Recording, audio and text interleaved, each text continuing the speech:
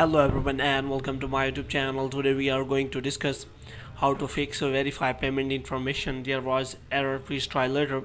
So if you try to add payment method to your Apple ID or Apple Pay, so if you find this kind of error while entering security code or entering your card to Apple Pay, so how you can fix that? For this, what you have to do, you have to simply watch this video completely. So without wasting any time, let's start the video. First of all, you have to simply close this page, and after closing this page, what you have to do, you have to simply do the first step. For this, what you have to do, you have to simply check whether your Wi-Fi or internet connection is working properly or not. For this, what you have to do, you have to simply turn on the airplane mode for some seconds, and after that you have to turn it off again so that your Wi-Fi connection can be restarted. And you can also restart your Wi-Fi router so that it can work properly. And after that, the next thing you have to do, you have to simply go to settings, and after that you have to scroll it down until you find the option of general. So here what you have to do, you have to scroll it down until you find the option of transfer or reset iPhone. So here you have to click on reset, and here you have to simply reset all of your network settings.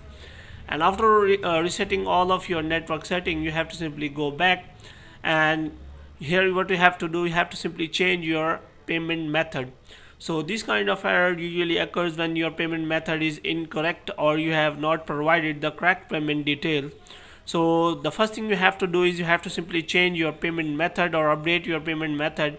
And if you have provided any mistakenly incorrect payment method, then you have to simply change the payment method. For this, what you have to do, you have to simply click on Apple ID or name, and after that you have to go to media and purchases, and you have to click on view account, and after that you have to wait for some seconds so that a new kind of interface will be available here.